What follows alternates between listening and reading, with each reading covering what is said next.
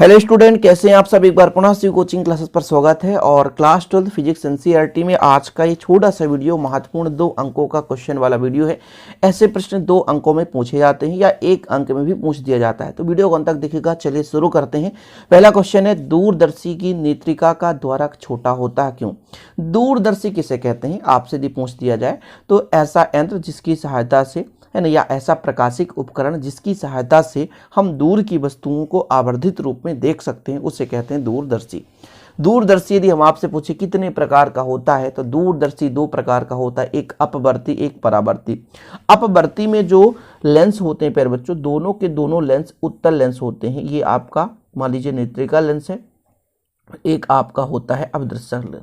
अवदृश्यक मतलब प्यारे बच्चों जहां से हम किसी वस्तु को देखते हैं, और ये नेत्रिका लेंस होता है मतलब यहाँ हमारा आंख रहता है और आंख के सहारे से हम इस लेंस को देखते हैं।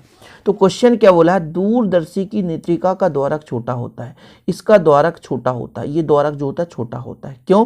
क्योंकि नेत्रिका का द्वारक छोटा होने से नेत्रिका से निकलने वाली समस्त किरणें नेत्र पर पहुंच सके। मतलब जैसे यहाँ से प्रकाश किरणें चलती हैं वस्तु से, इसका प्रतिबिंब पहले यहाँ पर बनता है। फिर बच्चों ये जो प्रतिबिंब है इसका वस्तु का कार्य करता है, फिर बाद में इसका प्रतिबिंब यहाँ पर बनता है। ठीक है, तो यहाँ से जो प्रकाश किरणें निकलती हैं, तो यदि द्वारक छोटा है तो समस्त प्रकाश किरणें आंख तक पहुंच जाती हैं। यदि द्वारक छोटा नहीं है तो फिर प्रकाश किरणें आंख तक नहीं पहुंच पाती।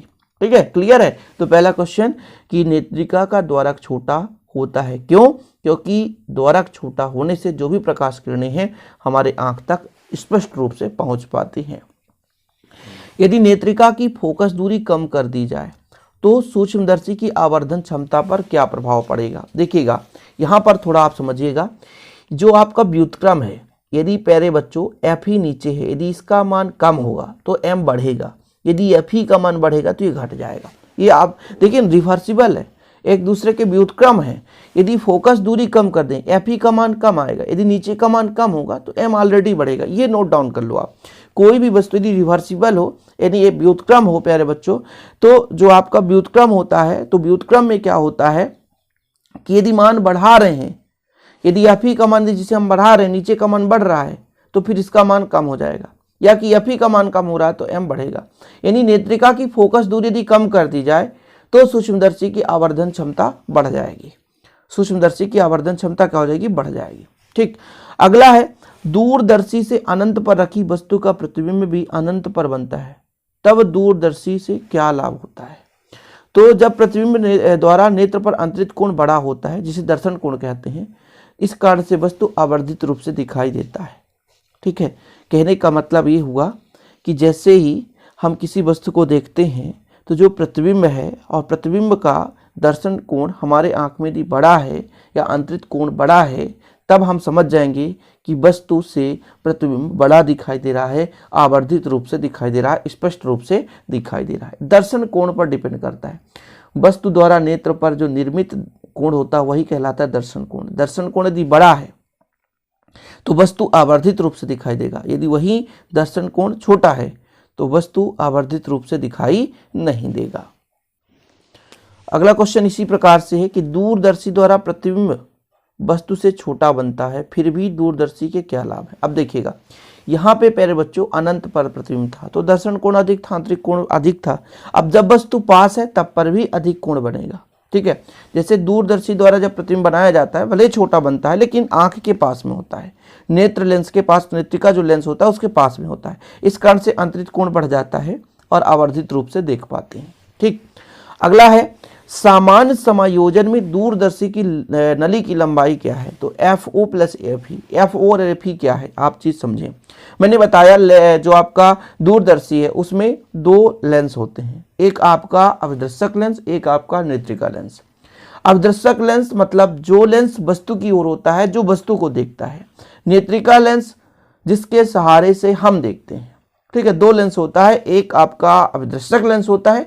अवदृश्यक लेंस से पहले एक प्रतिबिंब बनता है, उस प्रतिबिंब को हम देखते हैं, तो फिर नेत्रिका लेंस से एक और प्रतिबिंब बनता है जो आवर्धित रूप में होता है। तो जो ओ है प्यारे बच्चों वो ऑब्जेक्टिव, अवदृश्यक मतलब ऑब्जेक्टिव, समझ रहे हैं, यानी ओ हो गया अवदृश्यक और ई हो गया नेत्रिका। ई फॉर आई, आई मतलब आंख, समझ रहे हैं ना। तो इन दोनों की फोकस दूरी का योग ही दूरदर्शी की लंबाई होती है। ठीक, क्लियर है।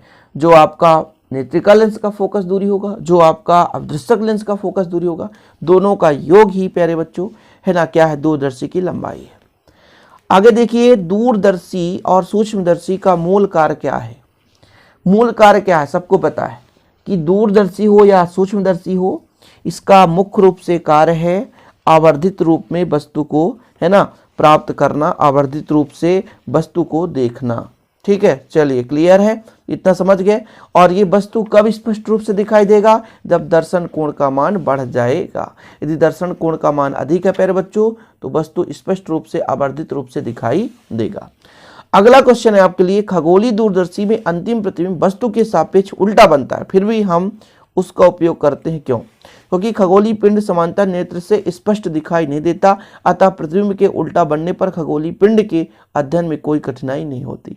कितना सिंपल क्वेश्चन, ऐसे ही आंसर आ जाते हैं कि चाहे उल्टा हो चाहे सीधा हो, लेकिन हम वस्तु को देख तो पा रहे हैं। और जो खगोलीय दूरदर्शी है स्पष्ट रूप से प्रतिबिंब बनाता है, भले उल्टा बने। खगोलीय दूरदर्शी मतलब दूर की वस्तुएं, मतलब खगोल में उपस्थित पिंडों का अध्ययन कर सकते हैं, देख सकते हैं, इसे हम खगोलीय दूरदर्शी कहते हैं। और इसके सहारे स्पष्ट रूप से किसी प्रतिबिंब को देखा जा सकता है, भले ही वो उल्टा प्रतिबिंब क्यों ना बने। उल्टा प्रतिबिंब बनेगा फिर भी वस्तु तो दिखाई देगा, उसका अध्ययन कर सकते हैं, इसलिए खगोलीय दूरदर्शी उपयोगी होता है। समान समायोजन का क्या अर्थ है? समान समायोजन की स्थिति में सूक्ष्मदर्शी या दूरदर्शी में अंतिम प्रतिबिंब अनंत पर बनता है। इस स्थिति में नेत्र श्रांत अवस्था में होता है, उस पर कोई तनाव नहीं रहता। देखिए, जब किसी वस्तु का प्रतिबिंब अनंत पर बनता है तो नेत्र का दर्शन कोण बढ़ जाता है। ठीक है, नेत्र का दर्शन कोण बढ़ जाता है, जिसके कारण से समान रूप से स्पष्ट रूप से प्रतिबिंब को हम देख पाते हैं। क्लियर है, क्वेश्चन ना बन जाएगा ना। संयुक्त सूक्ष्मदर्शी समान समायोजन में क्या होता है? समान समायोजन में क्या होता है कि इस प्रकार से लेंसों का हम समायोजन करते हैं। देखिए, एक फ्रेम होता है, उस फ्रेम में दोनों लेंस को समायोजन करते हैं, वही तो हमारा बन जाता है दूरदर्शी या सूक्ष्मदर्शी। तो जब समान समायोजन करते हैं, इसको इस प्रकार समायोजित करते हैं कि प्रतिबिंब अनंत पर बनता है। और जब प्रतिबिंब अनंत पर बनेगा तो दर्शन कोण का मान बढ़ेगा, और दर्शन कोण का मान बढ़ जाने से प्यारे बच्चों वस्तु स्पष्ट रूप से दिखाई देती है, जिससे हमारे आंख में कोई तनाव नहीं होता।